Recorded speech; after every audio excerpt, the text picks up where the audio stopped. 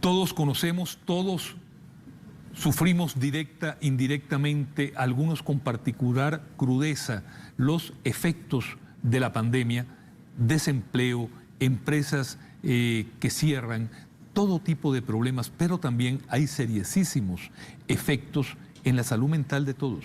E inclusive vamos a analizar un hecho muy importante que menciona el doctor Óscar Valverde, quien está con nosotros. Don Óscar es el presidente del Colegio de Psicólogos y habla de la posibilidad real de que haya un trauma psicosocial una vez de que termine todo esto. De eso vamos a hablar con él más adelante. Antes que nada, doctor, gracias por acompañarnos. Bueno, nuevamente, muchas gracias a ustedes por invitarnos y por asumir la responsabilidad de informar a la población para que enfrenten de mejor manera los desafíos que la pandemia está planteándonos a todos y a todas. Doctor, hay un despacho de apoyo psicológico. Correcto. Que han emprendido colegas suyos del Colegio de Correcto. Psicólogos, el 911, y también hay otra... La Secretaría de Salud Mental del Ministerio de Salud. ¿Cuáles son las principales preocupaciones que están recibiendo? Sí, es interesante empezar por ahí para hablar antes de hablar del trauma, porque efectivamente el despacho de apoyo psicológico que abrió servicios el 4 de mayo, es decir, han pasado 2 meses y restito, ha recibido en un periodo de 2 meses cerca de 1.800 y resto de llamadas. Estamos hablando de 900 llamadas por mes. Y están... obviamente esto está evidenciando que la salud mental está siendo impactada, ¿verdad? Y eso es algo que hemos venido señalando. Para quien quiera llamar, perdón que lo interrumpa, ¿es marcar 911? 911 o el 1322, puede entrar por cualquiera de las 2 vías. Sería bueno ponerlo, Rolando, 911 o 1322. O 1322, perdón que lo interrumpiera. Sí, no se preocupe. Y efectivamente, entonces, lo que nos está demostrando el servicio es que hay un impacto directo en la salud mental. Es decir, ahorita los recursos estatales están concentrados, obviamente, en la preservación de la salud y la vida de las personas. Pero la salud mental, que es una de las dimensiones de la salud integral, también está siendo impactada. Y los datos que nos arroja el despacho en estos 2 meses nos demuestran cosas interesantes. En primer lugar, llaman más mujeres que hombres. Y esto puede plantear varias explicaciones, ¿verdad? Primero, porque todos tenemos claros, de alguna forma, que las mujeres están cargando particularmente la situación de la emergencia y de por ejemplo, el confinamiento, ¿verdad? Porque tienen la doble o triple jornada que de por sí ya tenían, ahora la están viviendo simultáneamente en el mismo espacio en la casa. Entonces, más mujeres que hombres llaman. Puede también tener que ver con el hecho de que las mujeres han sido socializadas con una mayor capacidad para buscar ayuda, y eso es interesante. Los hombres no están llamando probablemente también porque tenemos una pobre capacidad para pedir ayuda, lo cual obviamente plantea un desafío para la salud mental de los hombres también. Y máxime el prejuicio en el caso de nuestro género de que se entienda como una debilidad. Correcto. El plantear un problema ya de ánimo, claro, de salud mental. Sí, efectivamente es como la visión esta de la masculinidad hegemónica, ¿verdad?, que establece que un hombre no puede ser frágil ni vulnerable. Y si yo pido ayuda, yo estoy aceptando públicamente que soy frágil y vulnerable. Y por tanto, mi masculinidad podría colocarse en entredicho. Y eso es un problema que tenemos que abordar, y nosotros insistimos siempre que quienes educan niños y niñas en general, pero niños, varones, deben educarlos en otra lógica, en una lógica en la que, al igual que las mujeres, puedan ser capaces de aceptarse vulnerables y frágiles para buscar ayuda. Don Óscar, ¿y cuáles son? Perdón. No, iba a hablar de los motivos. Exacto, eso es lo que le iba a preguntar. Bueno, lo que hemos encontrado obviamente es sintomatología depresiva y ansiosa. Digo sintomatología porque no estoy hablando de cuadros, digamos, patológicos, no estoy hablando de trastornos mentales, y precisamente por eso hablamos de sintomatologías que están asociadas a una situación traumática, que es lo que estamos viviendo. ¿Qué es lo que hemos encontrado más? Digamos, fundamentalmente problemas relacionales y de convivencia. Más o menos el 23% de las llamadas están vinculadas a esto, a situaciones ansiosas, digamos, generadas por el confinamiento, es decir, el incremento de la interacción entre los miembros de la familia, aunque podríamos optimistamente pensar que es bueno, incrementa también conflictividades que ya de por sí podrían venir de previo, y eso genera procesos ansiosos en las personas, ¿verdad? Ese proceso ansioso, esa ansiedad, ¿en qué hechos concretos se manifiestan? Bueno, discusiones, puede manifestar, exacto, agresiones. Exacto, bueno, efectivamente nosotros no podemos medir el tema de la agresividad. Sabemos que hay, digamos, en familias que de por sí hay violencia doméstica, en la situación de confinamiento tiende a elevarse la violencia hacia las mujeres o la violencia hacia los niños. De hecho, es una preocupación importante que las personas estemos atentos si conocemos familias en donde hay situaciones de violencia, porque tenemos que preocuparnos no solamente por el COVID, sino por las situaciones abusivas o violentas que podrían estar viviendo en sus casas. El miedo por el contagio es el segundo motivo de consulta, ¿verdad? Que más o menos un 21% de llamadas están vinculadas a esto. Un 16% de las llamadas están vinculadas a la situación económica y laboral. Y esto obviamente, y de hecho ha ido creciendo, o sea, es decir, ha ido aumentando en número, porque obviamente entre más se alarga la epidemia y las medidas económicas empiezan a ser mucho más restrictivas, obviamente más personas están afectadas y el miedo y la incertidumbre a cómo voy a responder yo a las deudas mensuales, cómo mantengo a mis hijos, si voy a tener o no voy a tener empleo, cuándo, me suspendieron eso significa que sí, tengo un trabajo, pero no tengo ingresos. Claro. Esas son situaciones que están afectando profundamente a las personas, tanto desde la perspectiva ansiosa como depresiva. Y el cuarto elemento es el aislamiento y el abandono, ¿verdad? Porque hay un sector que debe ser importante, no me animo a dar un porcentaje pero habrá, creo que lo recuerdo de alguna encuesta del CIEP, de que hay hogares de una sola persona, son más del 10%. Correcto. Es hogares de una sola persona o personas adultas mayores. Exacto, que la mayoría son adultos mayores. Exacto, y la soledad no tiene que ver solamente con que vivamos solos en casa.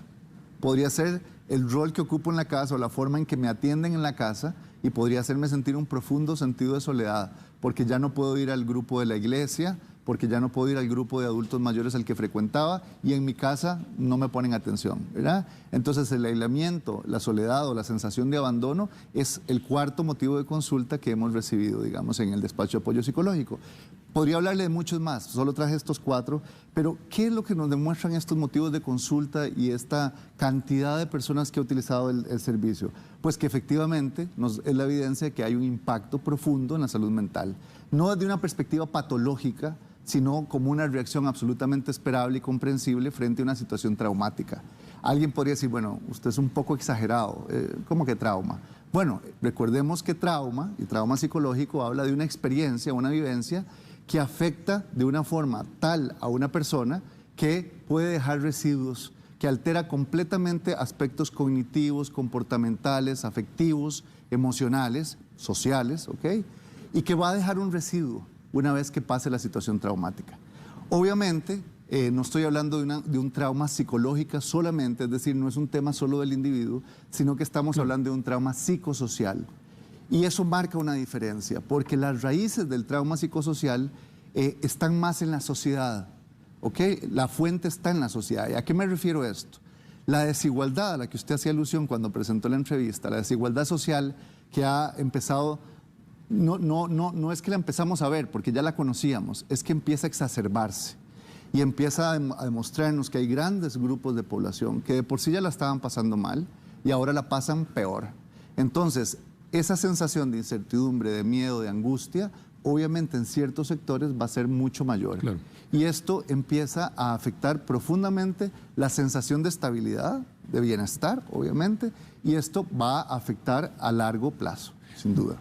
Vea, haciendo un paréntesis, el tema de las cuarterías, y ahí yo creo que hay un mea culpa que tiene que hacer la prensa, o por lo menos lo hago yo como periodista. El tema estuvo ahí durante 20, Correcto. 30 años. Sin embargo, el tema se pone en el tapete con particular actualidad cuando las cuarterías pueden ser un peligro para que lo contagien a uno. Claro, y eso es tremendamente interesante, porque de hecho... Esa es una de las cosas que uno puede observar, digamos, hay varios autores que han, incluso algunos centroamericanos, ¿verdad? Como Ignacio Martín Baró en El Salvador, que construyeron el concepto de trauma psicosocial en el contexto de guerras que son prolongadas. ¿Y qué situación podría ser comparable con lo que estamos viviendo? Es que hay una realidad que envuelve la realidad de un país. La realidad del país ahorita está determinada por la pandemia, ¿verdad? Y en realidad... Todas las medidas de gobierno, todas las medidas que estamos tomando, incluso las medidas individuales que necesitamos tomar, están determinadas por algo que nosotros no podemos controlar. Y además, tiene un largo plazo. O sea, en realidad, ¿cuántos de nosotros pensamos que eran 2 meses, 3 meses? Incluso, mire, el apoyo que desde el voluntariado del Colegio de Profesionales en Psicología pensamos para el despacho de apoyo psicosocial, lo pensamos para 3 meses.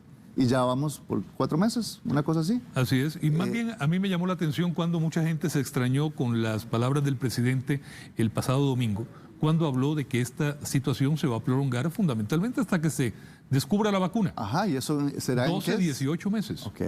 Entonces, esta situación, digamos que es alargada y continuada, obviamente está martillándonos todos los días en la situación de salud mental.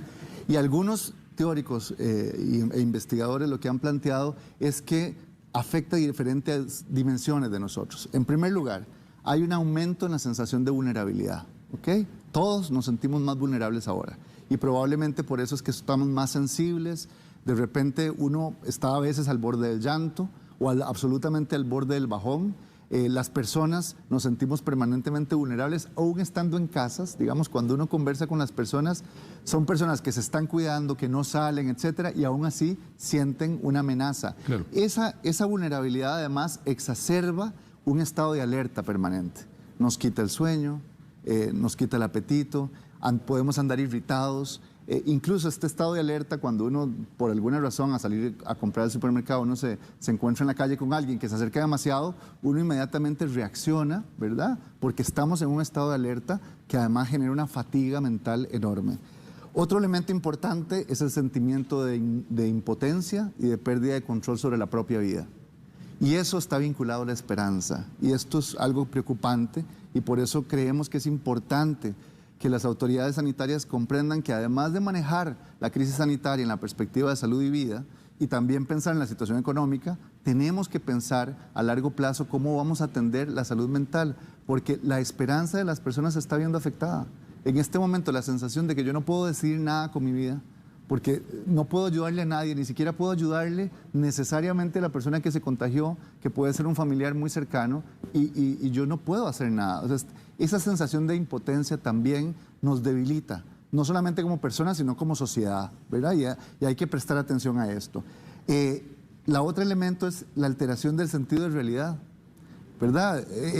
¿Cómo se explica eso? Ajá, voy a explicarlo. Incluso esa alteración del sentido de realidad nos hace pensar con poca lucidez. El acto de la gente de ir al supermercado a comprar cantidades de papel higiénico es una alteración del sentido de realidad. ¿Cómo que de un día a otro vamos a quedarnos sin papel higiénico y el gobierno está diciendo no nos vamos a desabastecer y ya no confiamos ni siquiera en las informaciones que el gobierno transmite porque estamos perdiendo? Por el susto, por la amenaza, perdemos eso. Y un cuarto elemento que me parece tremendamente importante, don Ignacio, y más en este momento en que empezamos a ver brotes de violencia, de intolerancia y de xenofobia, es que empezamos a disminuir la sensibilidad por el sufrimiento ajeno. Y echarle la culpa al otro. Echarle la culpa al otro, me importa muy poco si el otro está enfermo, si es migrante, dígame cuántos migrantes son para saber. Esa sensación, digamos, esa disminución de la sensibilidad nos puede llevar por un camino mucho más peligroso que el COVID. Porque en el COVID... Ya se han visto, lamentablemente, correcto, doctor, manifestaciones. Claro. Y entonces ahí colchones quemados frente al albergue allá en Turrialba, exacto, manifestaciones para que no se establezcan albergues en este o en otro lugar. Correcto. Y cuando estamos oyendo al gobierno decir que quizás la medida sanitaria que le ayuda a usted y a mí es que si alguien está contagiado podamos aislarlo para que no represente un riesgo. Y esto quiero enfatizarlo porque creo que como costarricenses o como habitantes de Costa Rica, porque no solo hablo para los que nacimos en Costa Rica, como seres humanos, como humanidad entera, tenemos que entender que de esta o salimos todos o no salimos bien librados. Es decir, el sentido de lo colectivo y de la solidaridad es lo que debe imperar en este momento. Es lo que puede devolvernos la esperanza, es lo que puede hacer que entendamos lo que decía el señor obispo ahora iniciando la edición, que entendamos que el acto que yo genero, mi conducta, afecta a otros. Y que pueden ser consecuencias exacto, mortales. Y lo que se haga o no se haga por el prójimo también va a afectarme a mí de alguna forma. Si no atendemos a esa persona que está contagiada, la transmisión se dispara. Si no le damos un lugar digno, si no le aseguramos un servicio de salud, igual eso puede impactarme a mí como persona. Es decir, la epidemia, si hay algo que nos está enseñando, es que estamos interconectados, no estamos solos. Y necesitamos trabajar en esa dirección. Doctor, vamos al término que le escuché hablar, que me llamó mucho la atención, cuando usted habla de un trauma psicosocial. Exacto. Es decir, una herida histórica. Es un hito histórico, correcto. Así es, y que de esto saldremos, ojalá Correcto. saldremos bien parados, porque esto terminará en algún momento, pero lo que usted menciona es que se puede acabar el COVID-19, podemos tener la vacuna, pero podremos tener que seguir como nación y como personas atendiendo, cargando cruces claro, de dolores y de efectos claro, en esa herida histórica. Claro, por ejemplo el caso del que pasó con el albergue de los indígenas.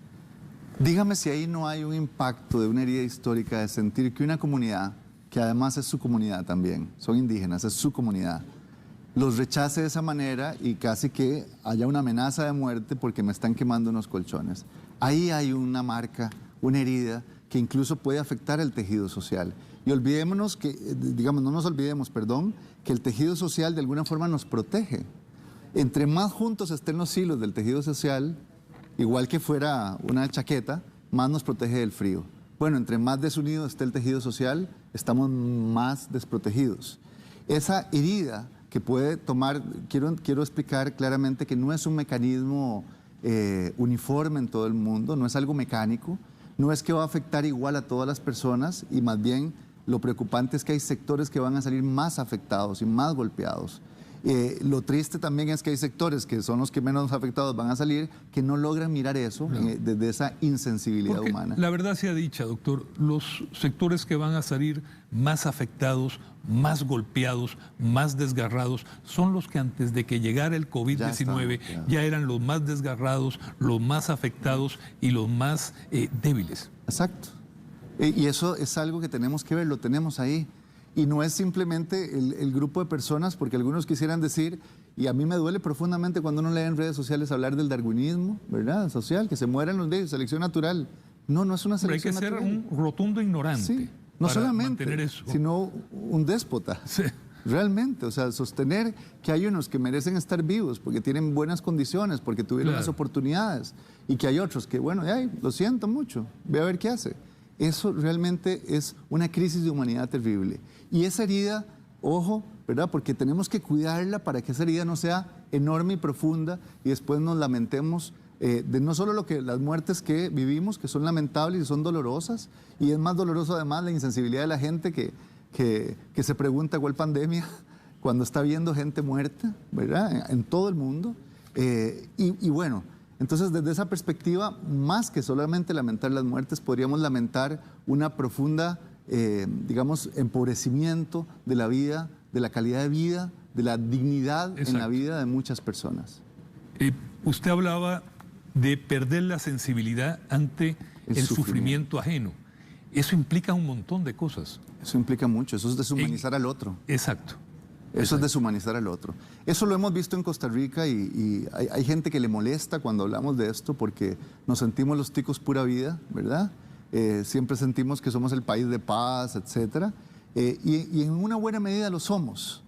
Pero no olvidemos que hay sectores que todavía mantienen posturas tremendamente xenofóbicas, incluso me atrevería a decir fascistas, ¿verdad? Con un desprecio absoluto al otro y al diferente. Y eso lo podemos ver, no tenemos que ser demasiado inteligentes para ver en distintos momentos del recorrido histórico de Costa Rica cómo hay sectores que siempre ven al otro como un enemigo, ven al otro como algo que no tiene lugar en nuestra sociedad costarricense. Y queremos ser todos igualiticos y despreciamos al otro y además lo culpamos por las cosas que nos pasan a nosotros mismos. La culpa que se siembra en los migrantes es la culpa histórica de que son los que quiebran las instituciones, claro, que son los que nos traen la delincuencia y el narcotráfico. Eso es una incapacidad de mirarnos a nosotros mismos, porque si revisamos números, eso no se corresponde con los números. No, esos vienen a trabajar, la mayoría en forma honrada, claro, la mayoría, pero la inmensa mayoría, en forma totalmente responsable. Ellos, en un 60%, las cosechas de café, correcto, de caña, de piña, se levantan gracias a esas, claro, manos de nicaragüenses y de, en el caso de la zona sur, indígenas Nobbe. Así es. La construcción, el otro día me lo decían, el 50% más de los que trabajan en construcción son migrantes y migrantes legales.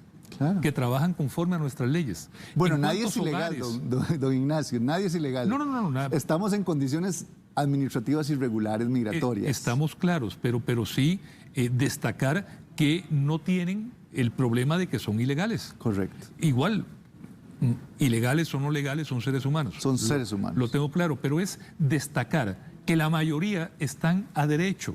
A derecho, No aportando son- a la caja y aportándole a la economía. Es que además revisen los números. Estas personas están aquí porque los necesitamos, les necesitamos. Y en ese sentido, achacar todos los problemas de nuestra sociedad es una postura que además nos imposibilita crecer como sociedad, porque no nos permitimos asumir lo que sí nos corresponde a nosotros. Es más fácil decir que los que viven en cuarterías, en condiciones indignas, porque además hay alguien que está explotándolos, es más fácil decir que son ellos los culpables. Y menciónelo, doctor, generalmente nacionales. Sí, son nacionales. Como en el Efectivamente, caso de los que quienes manejan son- todas las redes de coyotaje Claro, en la zona norte. son nacionales. Los empresarios que explotan a los migrantes son nacionales también. Y las personas que dejan que personas vivan en condiciones tan indignas también son nacionales. Y cuando decimos que los culpables de la epidemia y de que se nos despapallaron los casos, como dicen popularmente, son los migrantes, es mucho más fácil eso.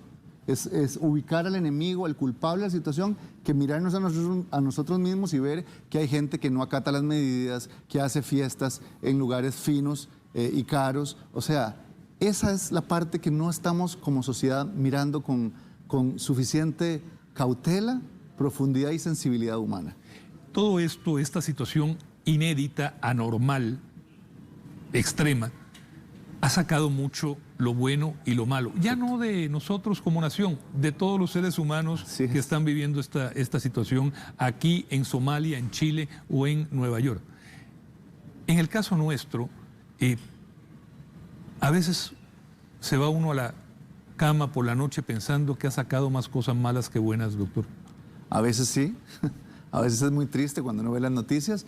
Por supuesto que siempre hay cosas que nos llenan de esperanza. Hombre, el trabajo de la gente en los hospitales, de la policía, el personal sanitario. de gente que como en el despacho de apoyo psicológico dona su trabajo y Bueno, su de tiempo. hecho, hablando del personal sanitario y de la fuerza pública, y hablando de salud mental, estas personas están sometidos todos los días a una presión terrible. enorme. Y quisiéramos pensar que efectivamente el gobierno está tomando las medidas adecuadas Además, para proteger la salud mental de ellos. Particularmente la gente de la Seguridad Social, de la Caja Costarricense de Seguro Social, médicos, médicas, psicólogos, enfermeras, etcétera, están ahí todos los días en la línea de batalla al frente, preocupados porque se les va a morir alguien, porque para ellos efectivamente la lucha es contra el virus, no contra una persona. Lo que quieren es rescatar personas y puede haber un desgaste por empatía, que además es una sobrecarga emocional enorme que puede llevar a serias dificultades de salud mental. imagínese, doctor, a esos colegas suyos, doctores, enfermeras, personal administrativo, cuando se dieron cuenta que las mascarillas que estaban utilizando tenían una advertencia que no era para uso médico. Bueno, sí, eso... Porque eso hay que mencionar las cosas. llena Yo no de creo que terror. nadie lo haya hecho con mala intención, obviamente. pero igual, por culpa, por no tomar las diligencias debidas, también se pueden causar Claro. gravísimos daños. Sí, no nos podemos permitir ese tipo de errores y debemos asegurar la protección de quienes están sosteniendo la emergencia. Y eso es muy, muy, muy importante. Doctor, gracias por ponernos a pensar, por iluminar algunos aspectos que están ahí, pero que a veces o no se ven o, como usted muy bien lo sabe, a veces mucha gente no quiere ver. Queremos verlo. Gracias, Muchas gracias, don Ignacio. doctor Valverde.